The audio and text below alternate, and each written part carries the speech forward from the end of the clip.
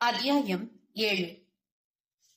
7 மாதங்கள் கழித்து அரசு மருத்துவமனையின் பிரசவ வார்டிலிருந்து பெரும் அலறல் சத்தம் தொடர்ந்து வந்து கொண்டே இருக்க, மருத்துவர்கள் சிலர் உள்ளே போவதும் வருவதுமாக பரபரப்பாக இருந்தது அவ்விடமே.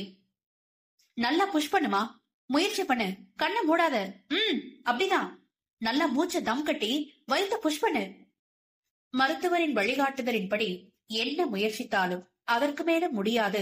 கால்கள் துடித்து கண்கள் சொருக, என்னால முடியல, என்னால முடியல டாக்டர் என மயங்கியவளை பதட்டமாக கண்ணம் தட்டி முழிக்க வைக்க முயல அனைத்தும் தோல்வி. டாக்டர், இந்த பொண்ணு கூட அவ புருஷனும் இல்ல, வேற யாருமே இல்ல. சரியா குழந்தை வெளியே வர நேரத்துல மயங்கியும் போச்சு. இப்ப என்ன பண்றது? இன்னொரு மருத்துவர் ஆயாசமாக கேட்டிட, இப்படி நாளுக்கு ஒரு கேஸ பாக்கணும்னு நம்ம விதி. யாரும் இல்லனா எதுக்கு குழந்தை பெத்துக்கு ஆசைப்படுதுங்க இதுங்கெல்லாம்? உயிருக்கு ஏதாவது ஆபத்துனா நம்ம தலைதான் உருளும். இன்னொரு மருத்துவர் அழைத்து கொண்டார். வேற வழி இல்ல, வழக்கம் போல நம்ம ஆளுங்க யாருக்கிட்டையாவது கையெழுத்து வாங்கிட்டு வாங்க, உடனடியா ஆபரேஷன் பண்ணணும், இல்லாட்டி 2 உயிருக்குமே சிக்கல் தான். என்னதான் அவர் வாய்க்கு வந்ததை திட்டி தீர்த்தாலும் தன் கடமையில் சரியாக இருந்தவர் அடுத்தடுத்த வேலைகளில் தீவிரமானார். நீண்ட நேர போராட்டத்திற்கு பிறகு சிசேரியன் செய்து ஒரு அழகிய ஆண் குழந்தையை வெளியே எடுத்த மருத்துவர்கள் அக்குழந்தையின் தோற்றம் கண்டு ஒருவர் முகத்தை மற்றொருவர் யோசனையாக பார்த்து கொண்டவர்களாக உதிரத்தை சுத்தம் செய்து தையலிட்டனர். பிறந்ததும் குழந்தை அழுததோடு சரி. அதன் பிறகு எந்த சத்தமும் இன்றி மயக்கத்தில் இருந்த அன்னையை தொல்லை செய்யாமல் வெள்ளைக்கார குழந்தை தன் குட்டி இமைகளை பிரிக்காமல் குட்டி பொம்மை போல் துயில் கொள்ளும் அழகினை திகட்டாமல் ரசிக்கலாம். முழுதாக 12 மணி நேரம் கழித்து மயக்கம் தெளித்து வள்ளியில் முனகியபடியே கண் திறந்தவளின் கை வளைவில் கை காலை உதைத்துக் கொண்டு கொழு கொழு அமுல் பேபியாக படுத்திருப்பதை பார்ப்பதும் வியப்பில் ஆழ்ந்தவள் சட்டென இழப்போக வயிற்றில் தையலிட்ட இடத்தை சுற்றிலும் வலி உயிரை கொன்றது. என்ற சத்தம் கேட்டதுமே அங்கிருந்து தாதி ஓடி வந்து, வயிற்றுல தையல் போட்டிருக்கு, உடனே எல்லாம் அவசரமா இப்படி எந்திரிக்க கூடாதுமா என கடிந்து கொண்டே நன்றாக அவளை படுக்க வைத்தாள். இதுதான் உன் குழந்தை, நல்லா பாத்துக்கோ, கண்ணை கூட முழுசா திறக்கல, ஆனா இப்பவே உன் குழந்தை ரொம்ப அடம் தெரியுமா? ஐயோ பாவம், பிள்ளைக்கு தொண்டை காஞ்சு போவோமேனு மத்த மதர்ஸ் மில்க் வாங்கி கொடுத்தா பசி இருந்து பிடிவாதமா வாய திறக்கல.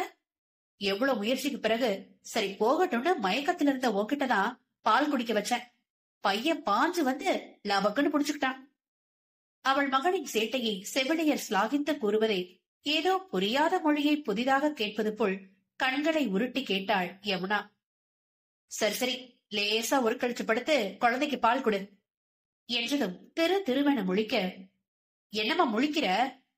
அவளின் தயக்கமான கண்களை குழந்தைகளை தூக்கி பழக்கம் இல்லாதவள் என அனுபவசாலி செவிலிக்கு புரியவே, சரி இந்த ஒரு முறை சொல்லித்தரேன், அடுத்த முறையில இருந்து குழந்தைக்கு பசிக்கும் போதெல்லாம் நீயே பால் கொடுத்து முதுக தட்டி கொடுக்கணும், சரியா என்று அவர் நிதானமாக எடுத்துரைக்க, யமுனாவின் பால் கட்டிய அளவான மார்பகத்தை வெளியே எடுத்து குழந்தைக்கு வாட்டமாக பால்முனையை குட்டி வாயில் வைத்து அவளின் கரத்தினை எடுத்து குழந்தையை அணைந்தாற்போல் மெல்ல வைத்து, குழந்தைய அப்படியே அழகா புடிச்சுக்கோ என்றார். இத்தனை நேரமும் செவிலியிடம் ஆட்டம் காட்டி சேட்டை பிடித்த குழந்தையா இவன் என்ற ரேஞ்சிற்கு தாயிடம் அப்படியே அடங்கி ரோஸ் நிற மொட்டுவாய் துருத்தி எக்ஸ்பிரஸ் ரயில் வேகத்தில் அவசர அவசரமாக தாயமுதம் உறிஞ்சி குடித்த பிள்ளையை கண்டு வாய் மீது கை வைத்துக் கொண்டார் செவிலியே. ஏற்கனவே ஒன்றும் புரியாத நிலையில் குழந்தையின் தோற்றம் கண்டு குழம்பி போயிருந்தவள் அதற்குள்ளாக தன்னிடம் ஒன்றி முச்சு முச்சு முச்சு என்று மிக மெல்லிய முனகல் சத்தமிட்டு ரசித்து ருசித்து ஜாலியாக அமுதம் பருகும் குழந்தையின் ஸ்பரிசத்தில் மூச்சடங்கி போனாள். அவ்வப்போது அந்த குட்டி கண்களை பாதியாக திறந்து மீண்டும் படக்கென மூடிக்கொண்டதை பார்த்து வேறு உள்ளுக்குள் பூகம்பம் உண்டாகி வெடித்து சிதறிய உணர்வு. ஐயோ கடவுளே, என்ன ஒரு சோதனை! இத்தனை நாளும் என் வயிற்றுல உள்ள புள்ள நம்ம இந்திய நாட்டை சேர்ந்த ஒருத்தனோட குழந்தை நினைச்சிட்டு இருந்தா, இதென்ன வெள்ளக்காரனுக்கு பிறந்த குழந்தை போலவே இருக்கு. அதுவும் இந்த கண்கள் நீல நிறத்துல ரொம்பவே அழகா இருந்தாலும் சட்டென பார்க்க உடம்பெல்லாம் நடுங்குது. மனதில் கலக்கமாக நினைத்திருக்க குழந்தையின் பிஞ்சு கைவிரல்கள் அவளின் பால் சுரப்பியை பட்டும் படாமலும் உரசி பிடித்தபடி முகத்தை முட்டி முட்டி காம்பினை விட்டு மீண்டும் அவசரமாக கவி பிடித்து தாயின் கவனத்தை தன்புறம் திருப்ப குட்டி காலை லேசாக தூக்கி உதைத்து காட்டியதும் மனதில் 1000 கவலைகள் இருந்தும் தன்னையும் அறியாமல் குழந்தையின் அழகிய குறும்பினை ரசிக்க துவங்கினாள். என்னம்மா, அயல் நாட்டால லவ் பண்ணி கட்டிக்கிட்டியா? குழந்தை அப்படியே வெள்ளக்கார பிள்ளையாட்டமே இருக்கு.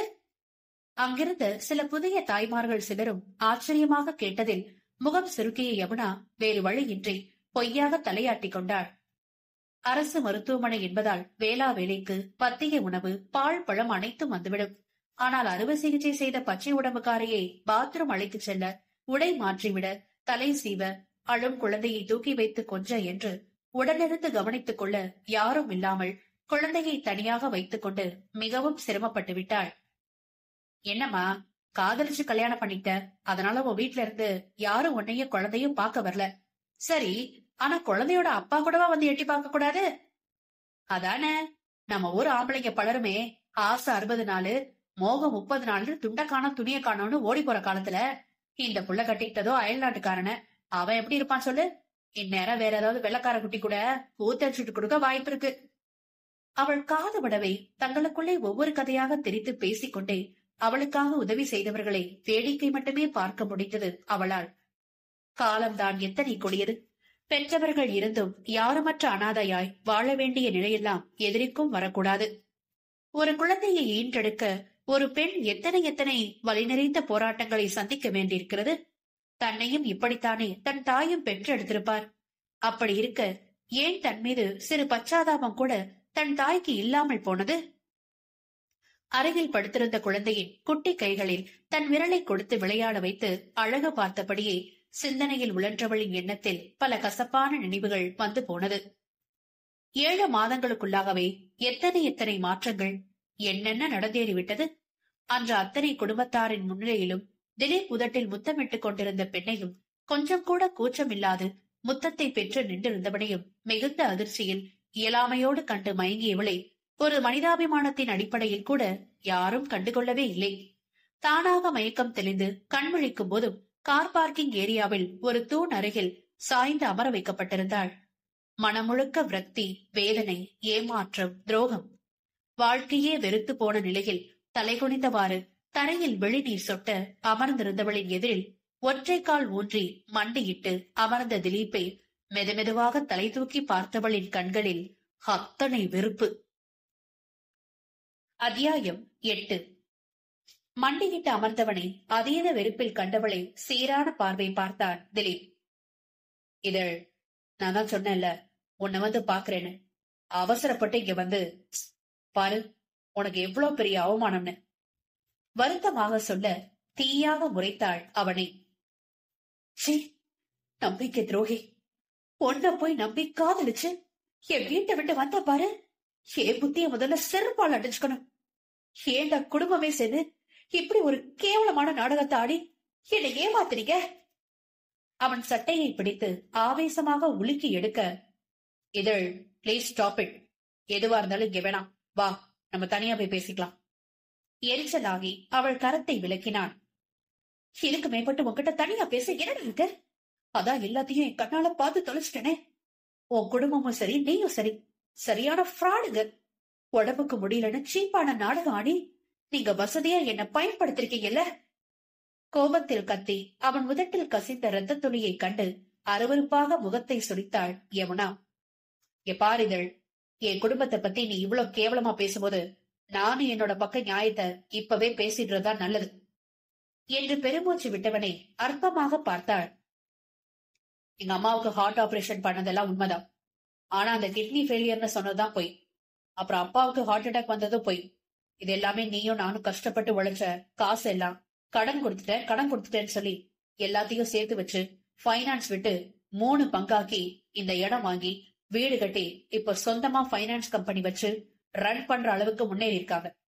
இந்த உண்மை எல்லாமே எனக்கு கூட இங்க வந்து எல்லாத்தையும் பார்த்த பிறகுதான் தெரியும். தெரிஞ்சதும் பயங்கரமா ஷாக் ஆயிட்டேன். சத்தியமா இதழ், அப்படி நம்பாம பாக்காத, நான் உண்மையாதான் சொல்றேன். கோபம் வந்து பயங்கரமா கத்துனேன். நான் சம்பாதிச்ச பணத்தை அவங்க என்ன செஞ்சிருந்தாலும் பரவாயில்ல, ஆனா நீ கஷ்டப்பட்ட பணத்தை அவங்க யூஸ் பண்ணிக்கிட்டது ரொம்ப பெரிய தப்பு. அந்த கோவம் எனக்குள்ள நிறைய இருக்கு. ஏன் அப்படி பண்ணீங்கன்னு கேட்டதுக்கு, எல்லாம் உன் நல்லதுக்காக தான் திலீப். எத்தனை நாளைக்கு தான் மிடில் கிளாஸ் வாழ்க்கையை வாழ்ந்து கடைசி வரைக்கும் ஒருத்தருக்கு அடிமையா வேலை பார்த்து கஷ்டப்பட்டுட்டே இருக்க போற? அதான் நாங்க எல்லாருமே இந்த ஆபரேஷனை வச்சு யோசிச்சு இப்படி ஒரு முடிவுக்கு வந்தோம். எங்களுக்கு ஒரு பிரச்சனைனா துடிச்சு போய் ஓடி ஓடி உழைக்கிற பிள்ளைக்காக நாங்க ஏதாவது செய்யணும்னு நினைச்சா தப்பா திலீப்? மூச்சு வாங்கிக்கிட்டே நெஞ்ச பிடிச்சிட்டு அழுத அம்மாவை என்ன சொல்ல முடியும் சொல்லு? அப்புறம் அவங்க சொன்னதெல்லாம் யோசிச்சு பார்த்தேன். எனக்கு கூட அது சரியாவே பட்டுச்சு. ஆனா இதுல நான் பண்ண தப்பு உனக்கு தெரியாம வீட்டுல பார்த்த பொண்ண நிச்சயம் பண்ணிட்டது. தலைகுனிந்து கொண்டவனை ஏளன சிரிப்போடு பார்த்தவள், நிச்சயமா இதுவும் உனக்கு தெரியாம தான் நடந்திருக்குன்னு திலீப் நான் உன்னை நம்புறேன். ஒரு மாதிரி நக்கல் குரலில் சொன்னதை கவனிக்காமல், நிஜமாவா இதழ் என்றார் ஆவலாக. ஆமா, பின்ன சாருக்கும் பணக்கார வாழ்க்கையை வாழ ஆசை வந்த பிறகு என்ன மாதிரி மாச வேலைக்கு கையேந்திர ஒருத்தைய கட்டிக்க தோணுமா சொல்லு? அதான் கோடீஸ்வரிய பார்த்ததும் காதலாவது மயிராவதுன்னு தூக்கி வீசிட்டு எனக்கும் என் காதலுக்கும் துரோகம் செஞ்சுட்ட. வழி நிறைத்த வார்த்தையில் கண்ணீரை துடைத்துக் கொண்டவளை பதில் பேச முடியாமல் வெறும் பார்வை பார்த்தார் திலீப். சத்தியமா நான் ஊருக்கு வர்ற வரைக்கும் உன்னை கைவிடணும்னு நினைச்சதே இல்லை இதழ். வீட்டுல பேசி சர்ப்ரைஸா நம்ம கல்யாண டேட்ட உனக்கு அனௌன்ஸ் பண்ணணும்னு ஏதேதோ ஆசைய மனசுல நினைச்சிட்டு வந்தேன். ஆனா கடைசியில எல்லாம் மாறிடுச்சு. அதுக்காக உன்னை கைவிட்டுவே நினைச்சு நீ எப்பவும் பயப்படாத இதழி. உன்கிட்ட இருந்து வாங்கின பணத்தை முழுக்க உன் பேர்ல டெபாசிட் பண்ணிட்டு உனக்கு ஒரு நல்ல மாப்பிள்ளையா பார்த்து நானே உனக்கு கல்யாணம் பண்ணி வைக்கிறேன். படபடவென மொழிந்தவனின் முகத்தில் இப்போது ஆவேசமாக காரி உமிழ்ந்திருந்தாள் யமுனா.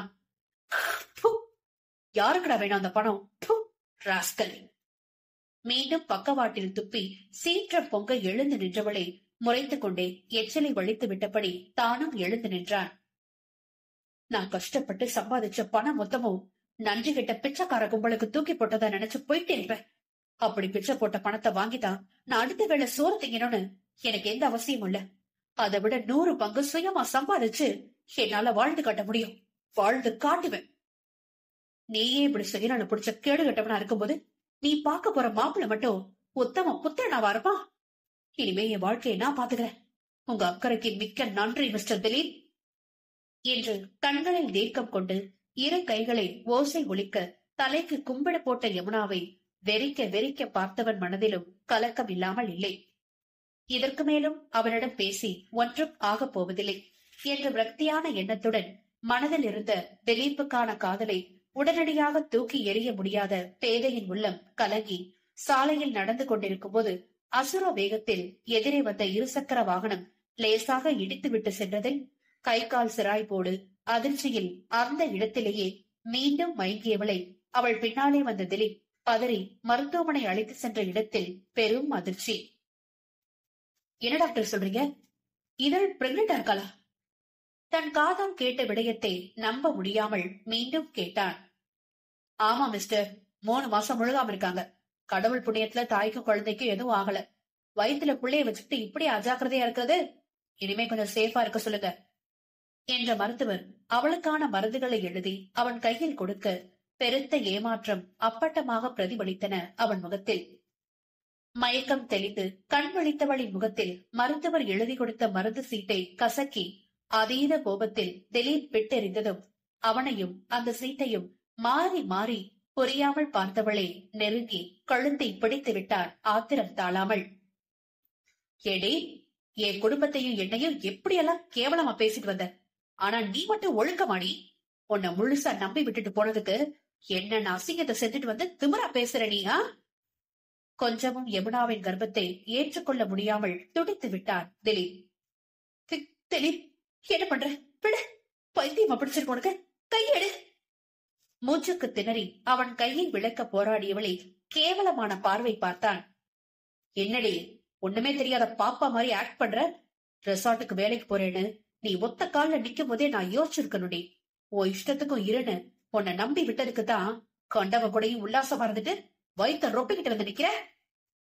காதலனாக அவளுக்கு துரோகம் நினைத்து விட்டாலும் ஒரு தோழனாக அவள் செய்ததை ஏற்றுக்கொள்ள முடியாமல் உள்ளுக்குள் குமைந்து போக யமுனாவின் முகமோ இருளடைந்து போனது. என்ன, நான் கர்ப்பமா இருக்கேனா? தனக்குத்தானே பிரம்மை பிடித்தவள் போல் கேட்டுக்கொண்டவளின் கரங்கள் இரண்டும் அவளின் வயிற்றை இறுக்கிக் கொள்ள தேகம் மொத்தமும் அதீத பயத்தில் நடுங்கிக் கொண்டிருந்தது. என்னடி மேலும் மேலும் கண்ண கண்ண உருட்டி பாப்பா போல நடிக்கிற? நான் ஒரு சின்ன காதல் பார்வை பார்த்தாலே ஏதோ சமூக குற்றம் செஞ்சது போல அப்படி பேசுவ. இப்ப என்னடானா எவன் கூடவோ படுத்து எந்திரிச்சு இப்படி வந்து நிக்கிறியே, வெக்கமா இல்ல? திலீப்பின் நாக்கை பிடுங்கும் வார்த்தையில் தன்னையே அருவருத்து அவமானத்தில் செத்து மடித்தாள் யமுனா. இந்த செய்தியை காதால கேக்குற வரைக்கும் ஐயோ, நம்மளையே நம்பி வந்த ஒருத்திய ஏமாத்த பாக்குறேன்னு குற்ற உணர்ச்சியில ஒவ்வொரு முறையும் செத்துக்கிட்டு இருந்தேன்டி. என் அம்மா அப்பா கிட்ட எப்படியாவது பேசி எனக்கு பார்த்த பொண்ண வேண்டான்னு சொல்லிட்டு உன்னை மட்டும்தான் கல்யாணம் பண்ணிக்கணும்னு நினைச்சிட்டு இருந்தேன். ஆனா இப்ப சொல்றேன் கேட்டுக்கடி, எப்ப நீ எனக்கே துரோகம் செஞ்சு வயிற்றுல பிள்ளைய வாங்கிட்டியோ, இனிமே உனக்கும் எனக்கும் எந்த ஒரு சம்மதமும் இல்ல. வெறி பிடித்தவன் போல் கத்திர யமுனாவின் பக்கம் இருந்து பெரிதாக எந்த மறுப்பும் வரவில்லை. வாழ்க்கையே இருண்டு போன நிலையில் அவசரமாக எழுந்தவள் கதவை திறந்து கொண்டு வெளியேற முயல, ஒரு நிமிஷம் நில்லு என்றவனின் கடுமையில் திரும்பாமல் நின்றாள். இத்தனை நாளும் லட்ச லட்சமா பணத்தை என் அக்கௌண்ட் கிரெடிட் பண்ணியே, அதெல்லாம் உண்மையாவே வேலை பார்த்து சம்பாதிச்ச பணமா இல்ல? அவன் அடுத்த வார்த்தை பேசுவதற்குள் போதும் நிறுத்து திலீப். யமுனாவின் ஆக்ரோஷமான சீற்றத்தில் சற்றே திடுக்கிட்டு நின்றான் அவன். போதும், இதுவரைக்கும் நீ பேசினது பண்ணது எல்லாமே போதும். அதான் நமக்குள்ள எல்லாமே முடிஞ்சு போச்சுன்னு சொல்லிட்டேல. அதோட உனக்கும் எனக்கும் நடுவுல எந்த ஒரு பேச்சுக்கும் இடமே இல்ல. ஒழுங்கா வந்த வழிய பார்த்து கிளம்பி போயிட்டே இரு. அதை விட்டுட்டு தேவையில்லாம என் பெண்மையை இழிவுபடுத்தி பேசின அசிங்கமா போயிடு உனக்கு. இரு புருவங்களிடையே ஆள்காட்டி விரலை ஆட்டி மொத்த கோபத்தையும் கண்களில் அக்னியாக கக்கியவளை பார்க்கவே பயமாக இருந்தாலும் வெளிக்காட்டிக் கொள்ளாமல் திடமாக நின்றான் திலீப். ஏய், சும்மா பத்தினி மாதிரி சீன் போடாதே. உன்னோட முகத்துல எல்லாம் கிழிஞ்சு வெட்ட வெளி ஆயிடுச்சு. செய்யறதெல்லாம் செஞ்சுட்டு பெரிய கண்ணகி மாதிரி கோவப்பட்டா நீ கெட்டு போகலன்னு ஆயிடுமா? நக்கலாக உரைத்த வார்த்தைகள் யாவும் கொடிய விஷம் தடவிய ஈட்டியாக நெஞ்சில் பாய்ந்தது. ஆனாலும் மனதை தைரியப்படுத்திக் கொண்டு அவனை ஏறிட்டு பார்த்த யமுனா, ஆமா, நான் கெட்டு போயிட்டேனா? அதனால உனக்கு இப்ப என்ன பிரச்சனை வந்துச்சு?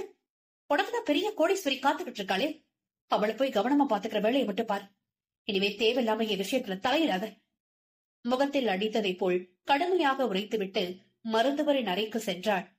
யமுனாவின் சவுக்கடி வார்த்தையில் முகம் கருத்த நிலையிலும் அங்கிருந்து போகாமல் இருந்த திலீப் அவளை அப்படியே விட்டுச் செல்ல மனம் வராமல் மருத்துவரிடம் யமுனா பேசுவதை கேட்கலானான். என்னம்மா, வந்ததுல இருந்து அமைதியாவே உட்கார்ந்துருக்க? ஒன்னதான் எப்பவோ வீட்டுக்கு போக சொல்லிட்டனே, வேற என்ன? அவளின் அமைதி கண்டு மருத்துவரே கேள்வி எழுப்ப சிவந்த முகத்தை துப்பட்டாவால் துடைத்துக் கொண்டவள், எனக்கு அபார்ஷன் பண்ணணும் டாக்டர். யமுனாவின் ஏக்க முடிவில் மருத்துவர் மட்டும் இல்லாமல் அதை கேட்ட திலீப்பும் அதிர்ந்து போனான். என்னம்மா பேசுற நீ? குழந்தைனா உங்கள மாதிரி பொண்ணுங்களுக்கு அவ்வளவு ஈஸியா போச்சா? எங்க உன் புருஷன்? அவரை கூட்டு, நான் அவர்கிட்ட பேசுறேன். கோபம் கொண்டார் மருத்துவர். டாக்டர் பிளீஸ், என்னோட நிலைமைய புரிச்சுக்கோங்க. எனக்கு இந்த குழந்தை வேண்டாம், பிளீஸ் அவாய்ட் பண்ணிடுங்க. கைகூப்பி கும்பிட்டு தேம்பி தேம்பி அழுதவளை பார்க்க அனுபவசாலி மருத்துவரின் மனதில் ஏதோ தவறாகப்பட்டது. சற்றே நிதானம் அடைந்தவராக, வீட்டுக்கு தெரியாம பாய் ஃப்ரெண்டோட தப்பு செஞ்சிட்டியா என்றார் முறைப்பாக. இல்ல என அழுகையோடு அவள் தலையாட்ட, வேற எப்படி இந்த குழந்தை? தெரியல டாக்டர், சத்தியமா எனக்கு இந்த குழந்தை எப்படி எனக்குள்ள உருவாச்சுன்னு தெரியாது. நான் வேலை செஞ்ச இடத்துல என்ன யாரும் ரேப் பண்ணிட்டாங்க என குலுங்கி குலுங்கி அழ திலீப் ஒரு நொடி அதிர்ந்தாலும் பெண் நம்பாத பார்வை பார்த்தான். என்னம்மா, இந்த காலத்து பிள்ளைங்க எல்லாம் இப்படி அசால்ட்டா இருக்கீங்க? நம்ம தான் எங்க இருந்தாலும் ஜாக்கிரதையா இருந்துக்கணும். எனக்கும் உன்னோட நிலைமை புரியாம இல்ல, ஆனா எல்லாமே கைமீறி போன பிறகு என்னால ஒண்ணும் பண்ண முடியாதுமா. இப்ப குழந்தைக்கு 4 மாசம் நடந்துகிட்டு இருக்கு. இதுக்கு மேற்பட்டு அபார்ட் பண்ணா அது குழந்தைக்கு மட்டும் இல்ல, உன் உயிருக்கும் ஆபத்து. மருத்துவரும் கைவிடப்பட்ட நிலையில் பைத்தியக்காரியை போல் சாலையில் கத்திக்கொண்டு ஓடியவளை தொடர்ந்து திலீப்பும் பயந்து போய் பின்னாலேயே ஓடினான். அத்தியாயம் 9. என்று வெறி பிடித்தவள் போல் கத்திக்கொண்டே மன அழுத்தம் தாழாமல் நடு ரோட்டில் ஓடியவளின் பின்னே, இதழ் நில்லு என கத்திக்கொண்டே ஓடிய திலீப் ஒரு கட்டத்திற்கு மேல் கண்ணை கட்டிவிட்ட நிலையாக கண்ணை விட்டு மறைந்து போன யமுனாவை தேடி அலைந்து ஓய்ந்து போனான்.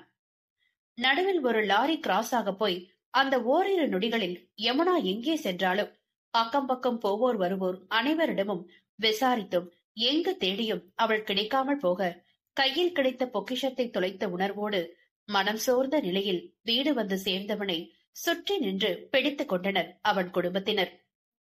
வாடா, சொல்ல சொல்ல கேட்காம அந்த ஓடுகாலி கழுத பின்னாடியே ஓடுனியே, பக்குவமா பேசி புரிய வச்சு பத்திரமா பஸ் ஏத்தி விட்டு வந்துட்டியா என்று கேட்டனர். அதற்கு திலீபனோ ஈஸ்வரியின் நக்கலான கேள்வியில் கோபமாக முறைத்தவள் பதில் சொல்லாமல் தன் அறைக்கு செல்ல போக, எப்பாரு திலீப், நாங்க ஒவ்வொன்னும் பார்த்து பார்த்து பண்றது அது முழுக்க ஓ நல்லதுக்காக தான். அதை எப்பவும் மனசுல வச்சு நடந்துக்கோ. ஆரம்பத்துல அந்த பொண்ணை நீ காதலிச்சது எனக்கு மனசுக்கு சரின்னு பட்டது உண்மைதான். ஆனா காலம் மாற மாற அது நம்ம எதிர்கால வாழ்க்கைக்கும் நம்ம அந்தஸ்துக்கும் சரிப்பட்டு வராதுன்னு தெரிஞ்ச பிறகுதான் நாங்க நல்லா யோசிச்சு கோடீஸ்வர வீட்டு பொண்ணு சஷ்டிய உனக்கு கட்டி வைக்க முடிவு பண்ணோம் என்ற ஈஸ்வரியை தொடர்ந்து, சாணி எந்த நேரத்துல நம்ம வீட்டுக்குள்ள காலை வச்சதோ உடனே நம்ம அம்மாவுக்கு ஆபரேஷன் பண்ற நிலைமை வந்து போச்சு.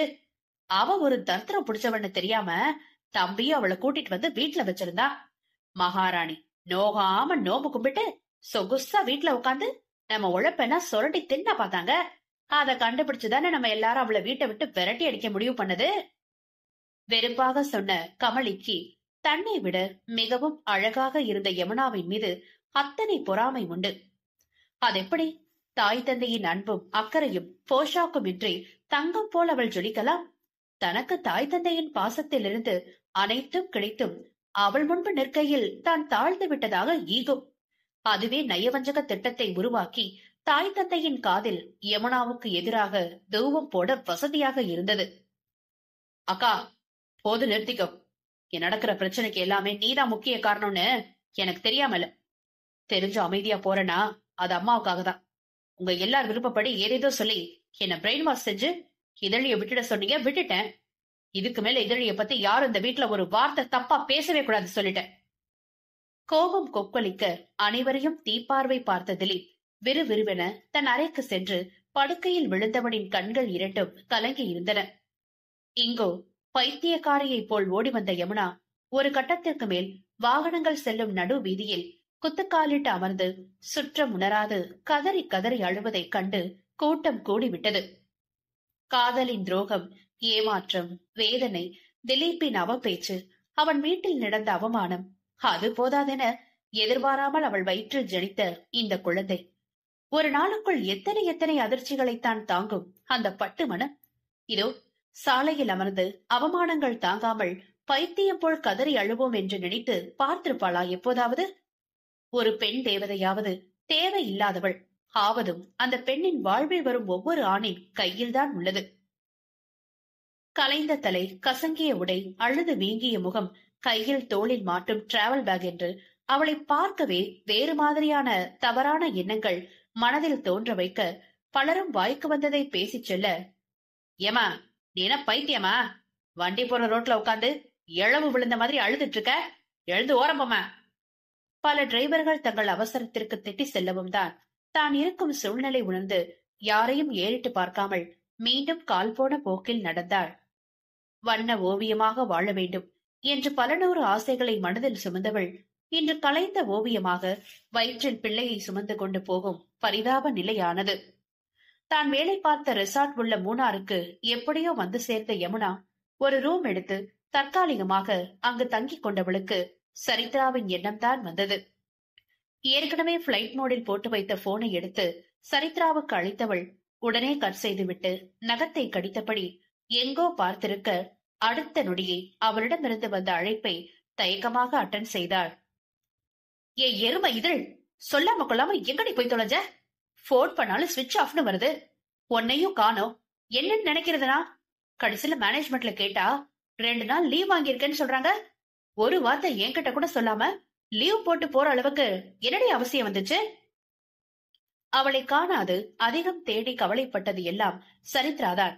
அந்த கோபத்தில் உரிமையாக கடிந்து கொண்டவளின் பாசத்தை எண்ணி கண்ணீர் திரையிட புன்னகைத்துக் கொண்டவளுக்கு சரித்ராவுடனான கிடைத்த நட்பை அகமகிழ்ந்து போனவள் நடந்தது அனைத்தையும் கண்ணீருடன் சுருக்கமாக சொல்லி முடிக்க அந்த பக்கம் பேரமைதி. நீ ஒவ்வொரு முறையும் சொல்லும் போதெல்லாம் நான் தான் முட்டாள்தனமா அவங்க எல்லாரையும் கண்ணை மூடிக்கிட்டு நம்பிக்கிட்டு இருந்தேன் சரித். ஆனா அவங்க யாருமே என்ன ஒரு பொண்ணா கூட மதிக்கல. வெறும் பணம் காக்கிற மரமா மட்டுமே பார்த்திருக்காங்க. வெம்பலோடு அவள் சொல்ல சரித்ராவுக்கோ திலீப் மீது கட்டுக்கடங்காத கோபம் ஏறியது. சரி விடு இதழ், இப்பயாவது இந்த ராஸ்கலோட உண்மையான சுயரூபம் தெரிஞ்சதே, அது வரைக்கும் ரொம்ப நிம்மதி. நிச்சயமா சொல்றேன், உன்னோட உழைப்ப திருடி முன்னுக்கு வர பார்த்தாங்கல்ல, அவங்க எல்லாம் நல்லாவே இருக்க மாட்டாங்கடி. அவங்க குடும்பத்து பேச்ச கேட்டு உன்னை ஏமாத்தினான் பாரு, முக்கியமா அவன் அவன் நல்லாவே இருக்க மாட்டான். ஆவேசம் போக்க போனில் கத்தி கொண்டிருக்க, வேண்டாம் சரி, அவசரப்பட்டு எதுவும் சொல்லாத, அவங்க எப்படியோ சந்தோஷமா இருக்கட்டும். பரிதாபமாக சொன்னதை கேட்டு எரிச்சலானவள், நீ சரியான பழைய காலத்து ஹீரோயின் மெட்டீரியல் டி, உன்னையெல்லாம் திருத்தவே முடியாது என்ற புலம்பலோடு, சரி நீ இப்ப எங்க இருக்க, எதுக்காக ரெசார்ட்டுக்கு இன்னும் வரல என்றாள் மணியை பார்த்து கொண்டே. நேரம் நள்ளிரவு 1 தாண்டி இருந்தது. சரித்ராவுக்கும் நைட் டியூட்டி என்பதால் யமுனா போன் செய்ததும் உடனே பார்த்து மீண்டும் அழைத்து பேச வசதியாகி போனது. நான் மூணார்ல தான் இருக்கேன் சரித், எனக்கு தனிமையா இருக்கணும்னு தோணுச்சு, அதான் இங்க ஒரு ரெசார்ட்ல தங்கியிருக்கேன். அப்புறம் கிட்ட இன்னொரு விஷயம் சொல்லணும். தயக்கமாக இழுக்க, அடுத்து என்னடி வெடிகுண்டு வச்சிருக்க? கலக்கமானால் சரித்ரா. என் வயிற்றுல குழந்தை இருக்குடி எனும்போதே வயிற்றை தடவிய கரமும் குரலும் நடுங்கிவிட்டது. இதழ், ஆர் யூ சீரியஸ்? உண்மைதான் சொல்றியா? நம்ப முடியாமல் தலையை பிடித்துக் கொண்டாள். உண்மைதான் சரி, 4 மாசம் தொடங்கி இருக்கான், ஒன்றும் பண்ண முடியாதுன்னு டாக்டர் சொல்லிட்டாங்க. அவள் கர்ப்பம் அறிந்ததிலிருந்து முழுதாக சொல்ல, அப்ப கூட அவன் உன் மேலதான் தப்பு சொன்னானே தவிர உன் பக்கம் இருக்க நியாயத்தை பத்தி அவன் கொஞ்சம் கூட கவலைப்படல பாரு. அவள்லாம் என்னடி மனுஷன்? திலீப்பை பற்றி நினைத்தாலே பற்றி கொண்டு போக தோழியின் நிலையை எண்ணி கவலையானாள். நாட்கள் செல்ல செல்ல வயிறு மேடிட்டு தாய்மையின் உணர்வுகளை உணர்வு பூர்வமாக அனுபவிக்க தொடங்கிய பிறகு இனி அந்த குழந்தைதான் தனக்கான அனைத்தும் என நினைத்து மனப்பூர்வமாக வயிற்றிலும் மனதிலும் சுமக்கத் தொடங்கிய யமுனா தான் வேலை பார்த்த ரெசார்ட்டில் இருந்து வயிறு நன்றாக வெளிதெரியும் முன்னே வேறு ரெசார்ட்டிற்கு வேலை மாற்றம் செய்து கொண்டாள். யாரும் தவறாக பேசக்கூடாது என்பதற்காக. கூடவே சரித்ராவும் வந்துவிட அவளை பார்த்து கொள்ள வசதியாக இருந்தது. மாதங்கள் செல்ல செல்ல பிரசவ பயம் ஒரு பக்கம், ஒருவேளை தன்னை கெடுத்தவன் மீண்டும் வந்து விடுவானோ, பிள்ளையை தன்னிடமிருந்து பறித்து சென்று விடுவானோ என்ற இம்மாதிரி கற்பனைகளை எல்லாம் செய்து கொண்டு பயத்திலும் குழப்பத்திலும் ஆழ்ந்தாள்.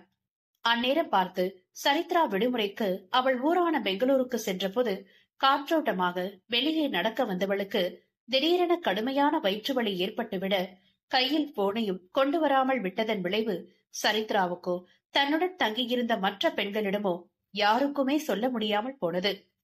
பெரிதாக இருந்த வயிற்றை பிடித்துக் கொண்டு வலி தாங்க முடியாமல் சிறிது தூரம் நடந்தவள் கண்ணில் பட்ட மருத்துவமனை அரசு மருத்துவமனையா தனியார் மருத்துவமனையா இப்படி எதையும் பாராமல் வெளியே நின்று கத்தியவளை தூக்கி வந்த மருத்துவர்கள் சுகப்பிரசவம் பார்க்க முயன்று யமுனாவின் உடல்நிலை ஒத்துழைக்காமல் இதோ அறுவை சிகிச்சை செய்து முழுக் குட்டி வெள்ளை பணியாரத்தை பத்திரமாக எடுத்து அவள் கையில் ஒப்படைத்து விட்டார்களே. அவையெல்லாம் நினைத்தபடி தன் அருகில் படுத்திருந்த தாமரை மகனின் குட்டி நீல கண்களை உற்று நோக்கி ரசித்துக் கொண்டிருந்தாள். இனிமேல் தன் வாழ்க்கை மொத்தமும் தன் மகனுக்குத்தான் என இவள் பட்டா போட்டு கொடுத்து விட்டாள். போதுமா? அதற்கு உரியவனின் சம்மதமில்லாமல் இதோ 1 வருடம் நிறைவுக்கு பின் விமானம் விட்டிறங்கி மீண்டும் இந்திய மண்ணில் காலை வைத்தான் நீலக்கண் அழகன் யுகன் சுவேஷ். இனிமேல் அவள் வாழ்க்கை முழுவதும் சமாளிக்க முடியாத பிரச்சனையாய் நிரந்தரமாக அவளோடு ஒட்டி கொள்ள. அத்தியாயம் 10. யமுனா இதுநாள் வரை என்ன நினைத்து பயந்து பலவிதமான கற்பனைகள் செய்து உள்ளுக்குள் செத்து செத்து மடிந்து கொண்டிருந்தாலோ அந்த நாள் இனிய நாளாக மனித உருவை கொண்ட ராட்சசன் தனி விமானம் மூலம் இந்தியா வந்திறங்கினான். அவனது நீல விழிகளுக்கு ஏற்றால் போல் நேவி ப்ளூ நிற கோட் சூட்டில் ஆண்மையின் கம்பீரம் மெளிர ஷூ சத்தம் அதிர நடந்து வந்தவன் வெயிலின் தாக்கத்தில் கண்கள் கூச கருப்பு நிற கூலிங் கிளாஸை எடுத்து ஸ்டைலாக கண்ணில் மாட்டியபடி சென்றவனை கடந்து போவர் பாலிவுட் ஆக்ட்ரஸ் ரேஜுக்கு ஹாவென வாய் பிளந்து பார்ப்பதையெல்லாம் வினோதமாக பார்த்தபடி பெண்ணால் ஓடி கார் கதவை திறந்து விட்டான் ஸ்டீஃபன். முதல்ல என்னது பிரான்ச்சஸ் எல்லாம் போகணுமோ அங்கெல்லாம் லிஸ்ட் வைஸ் போ. வித்தின் 3 daysல ஃபுல் பிரான்ச் விசிட் முடிச்சிட்டு 4th day ஹைதராபாத்ல மெயின் பிரான்ச் திறப்பு விழாவை முடிச்சிட்டு அதை தொடர்ந்து மத்த ஊர்ல இருக்க பிரான்ச்சஸ் ஓபன் பண்ணிக்கலாம். கார் சீட்டில் வாகாக சாய்ந்தமர்ந்த யுகன் வேலைகளை பற்றி சொல்லிக்கொண்டே வர அனைத்திற்கும் ஓகே சார், எஸ் சார் என்று வேக வேகமாக பதில் அளித்தபடி வந்தான் ஸ்டீஃபன். சரியா 5th day last time stay பண்ண மூணார் டிரான்ஸ்பரண்ட் ஹட் ரெசார்ட்ல புக்கிங் செஞ்சிரு. வேற ஏதோ நினைவாக கண்களில் வர்ணிக்க முடியாத உணர்வுகளை கூட்டி அவன் சொன்னதும் அதற்கும் மறுப்பின்றி சரி என்றவன் முன்கூட்டியே போகும் இடத்தில் உள்ள லக்ஸரி ரெசார்ட்களில் எல்லாம் அந்தந்த பொழுதுகள் ஓய்வுக்கு தங்கிக் கொள்ள புக்கிங் செய்யும் வேலைகளை சேர்த்து மற்ற வேலைகளிலும் மும்முரமாக இருந்தான். குழந்தை பிறந்து 3 தினங்கள் நிறைவடைந்த நிலையில் ரெசார்ட்டில் யமுனாவை காணாமல் தேடிய மேனேஜ்மெண்ட் குழு சரித்ராவை அழைத்து விசாரித்ததில் அவளும் தனக்கு தெரியாது என பதறிய நிலையில் முதலில் அங்குள்ள அனைவரையும் விசாரித்து பார்த்த பின் சிசிடிவியை ஆராய்ந்து பார்த்து அவள் சென்ற திசையெல்லாம் ஆங்காங்கே பொருத்தியிருந்த சிசிடிவி மூலம் அறிந்து கொண்டனர். கடைசியாக ரெசார்ட்டின் மிக அருகாமையில் உள்ள அரசு மருத்துவமனை அருகில் அவள் வழியால் துடித்தபடி சென்றதை அறிந்து கொண்டு விரைவாக அங்கே சென்று அவள் நிலையை விசாரித்து குழந்தை பிறந்து நன்றாக இருக்கிறாள் என்றதும் மேனேஜ்மெண்ட் குழு தங்களுக்கும் தங்களது ரெசார்ட்டிற்கும் ஏதும் பிரச்சனை இல்லை என்று பெருமூச்சு விட்டு சென்றிட சரித்ராதான் தோழிக்கு என்ன ஆனதோ, குழந்தை எப்படி இருக்கிறதோ என்று பதட்டத்தோடு அவளை பார்க்க ஓடினாள். இது எப்படி இருக்கடி? தோழியின் குரலில் பிரகாசமான யமுனா, நல்லா இருக்கே சரி. ஆமா, நான் இங்கேதான் இருக்கேன்னு எப்படி கண்டுபிடிச்ச? குழந்தை அருகில் அமுது பருகிக் கொண்டே அழகாக உறங்க சட்டென எழ முடியாமல் வழியில் முகம் சுருக்கியவளை, ஹே பாத்து இதழ், நீ படு என தவிப்பாக வந்து படுக்க வைத்தாள். எல்லாம் சிசிடிவி புண்ணியம்தான். காலையில வந்ததும் வராததுமா உன்னை காணோன்னு ரெசார்ட் முழுக்க பரபரப்பு. நானும் பயந்து போயிட்டேன் தெரியுமா. எல்லாம் உன்னாலதான். உன் கூடவே இருக்கேன்னு சொன்னவள போய் அம்மாவை பாத்துட்டு வா, ஆட்டுக்குட்டியை பாத்துட்டு வான்னு கம்பல் பண்ணி அனுப்பி வச்சுட்டு இப்ப பாரு எந்த நிலைமையில கொண்டு வந்து விட்டுருக்குன்னு. குழந்தையை பற்றிய நினைவே இல்லாமல் தோழியை பற்றிய கவலை மட்டுமே மண்டையில் ஓட வந்ததும் வராததுமாய் அவளையே சாடி கொண்டிருக்க, சரி கோச்சுக்காதிரி, இன்னும் குழந்தை பிறக்க 2 வாரம் டேட் இருக்கேன்னு நினைச்சுதான் உன்னை வீட்டுக்கு போயிட்டு வர சொன்னேன். ஆனா திடீர்னு வழி வரணும் தெரியலடி, அதான் யாருக்கும் சொல்லாம போச்சு. சாரிடி, பிளீஸ் கொஞ்சம் சிரிய. அவள் தாடை பிடித்து ஆட்டும் போதுதான் கண்டாள் யமுனா அருகில் கண்ணை மூடிக்கொண்டு உதட்டை பிதுக்கியபடி கனவுலகில் தாய் அமுதுடன் சஞ்சரித்து ஆழ்ந்த உறக்கத்தில் இருந்த குட்டி நீல கண்ணனை. எம்மாடியோ! பார்த்ததும் வேர்பில் விரிந்த விழிகளுடன் வாயில் கை வைத்துக் கொண்டவளை பார்த்து மெலிதாக சிரித்தாள் யமுனா. இதழ், நிஜமாவே இதுதான் உன் குழந்தையா? இல்ல யாரு கூட இல்லன்னு வேற குழந்தைய மாத்தி கேத்தி வச்சிட்டாங்களாடி? நம்ப முடியாமல் கேட்டவளை பொய்யாக முறைத்து, ஏ ஏன் குழந்தை தாண்டி, அழகா இருக்கால? ஆசையோடு மகனை பார்த்தாள். இதழ், உண்மையாவா? நிஜமா? என்னால நம்பவே முடியலடி. குழந்தைய பார்க்க ஓஞ்சாட கொஞ்சம் கூட இல்ல, ஆனா இவனை நாள் முழுக்க பாத்துக்கிட்டே இருக்கலாம், அவ்வளவு அழகு. இத்தனை மாதமும் உடன் இருந்து யமுனாவை ஒரு சகோதரி போல் கண்ணும் கருத்துமாக பார்த்து கொண்டவளுக்கு குழந்தையை கண்டதும் ஆனந்த கண்ணீர் தானாக பெருகிட உறங்கும் குழந்தையின் குட்டி கரத்தினை மென்மையாக கையில் பற்றி ஆசையாக முத்தமிட்டாள். மயக்க தெரிஞ்சு கண் விழிச்சதோ நானும் உன்ன போலதான் நம்பாம முழிச்சேன்டே. ஆனா இவன் தான் என் குழந்தைன்னு உணர்வு பூர்வமா எனக்கு அவனோட குட்டி குட்டி செய்களை உணர்த்திட்டான் என்று புன்னகைத்து, சரி சரி நீ சாப்பிட்டியா? ஊர்ல இருந்து வந்ததோ ரெஸ்ட் இல்லாம அலைய வேண்டியதா போயிடுச்சுல? வருத்தமாக சொல்லிட, ஆமடி இப்ப நான் சாப்பிடாததான் குறைப்பாரு.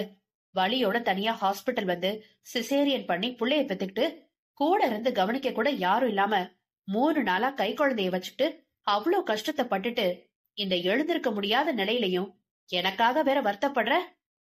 அலுப்பாக அழுத்து கொண்டவளை கண்டு மெலிதாக புன்னகை பூத்தாள். முதல் நாள் ரொம்பவே கஷ்டமா இருந்துச்சு சரி. அப்புறம் என் பக்கத்துல பெட்ல குழந்தை வச்சிருக்க பொண்ணை பாத்துக்க வர்ற அவ அம்மாதான் நான் தனியா இருக்கிறத பார்த்து எனக்கும் உதவியா இருந்தாங்க.